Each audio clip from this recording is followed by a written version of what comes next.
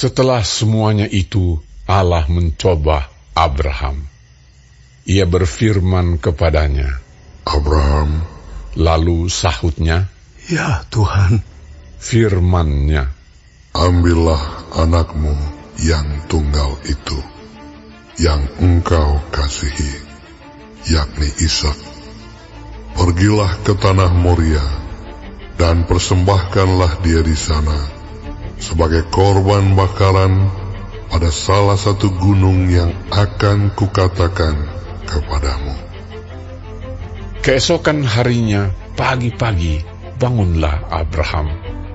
Ia memasang pelana keledainya dan memanggil 2 orang bujangnya, beserta Ishak, anaknya. Ia membelah juga kayu untuk korban bakaran itu.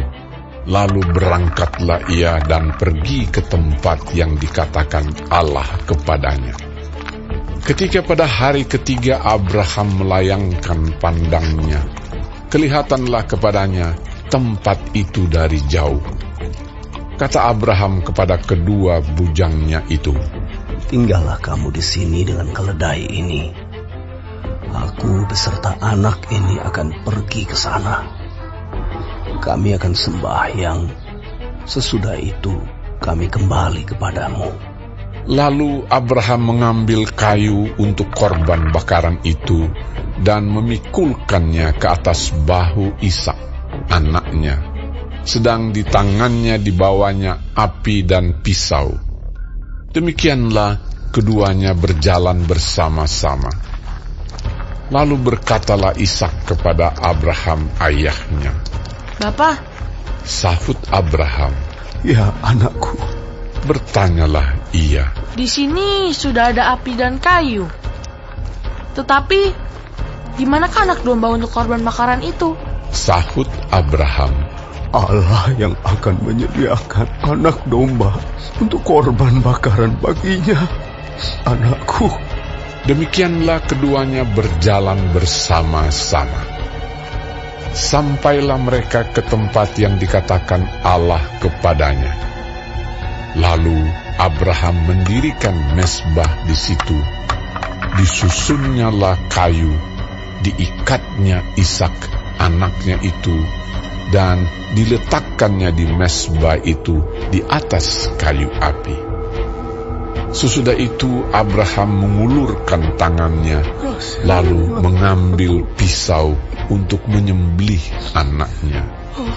Tetapi berserulah malaikat Tuhan dari langit kepadanya, Abraham, Abraham.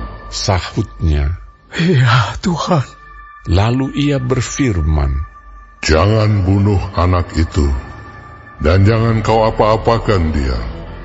Sebab telah ku ketahui sekarang bahwa engkau takut akan Allah, dan engkau tidak segan-segan untuk menyerahkan anakmu yang tunggal kepadaku. Lalu Abraham menoleh dan melihat seekor domba jantan di belakangnya, yang tanduknya tersangkut dalam belukar. Abraham mengambil domba itu, lalu mengorbankannya sebagai korban bakaran pengganti anaknya. Dan Abraham menamai tempat itu Tuhan menyediakan. Sebab itu sampai sekarang dikatakan orang, di atas gunung Tuhan akan disediakan. Untuk kedua kalinya berserulah malaikat Tuhan dari langit kepada Abraham. Katanya, Aku bersumpah demi diriku sendiri, demikianlah firman Tuhan.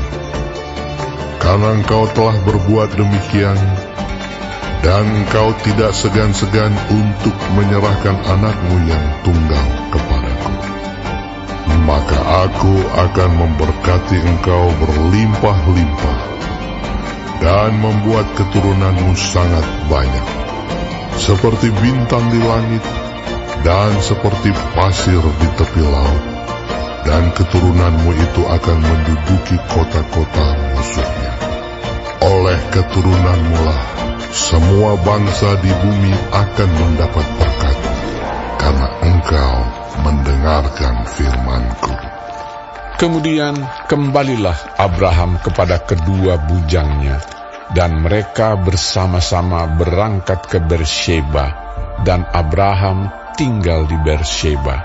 Sesudah itu Abraham mendapat kabar, juga Milka telah melahirkan anak-anak lelaki bagi Nahor, saudaramu, Us anak sulung, dan Bus adiknya, dan Kemuel ayah Aram, juga Keset, Haso, Pildas, Yitlaf, dan Bituel.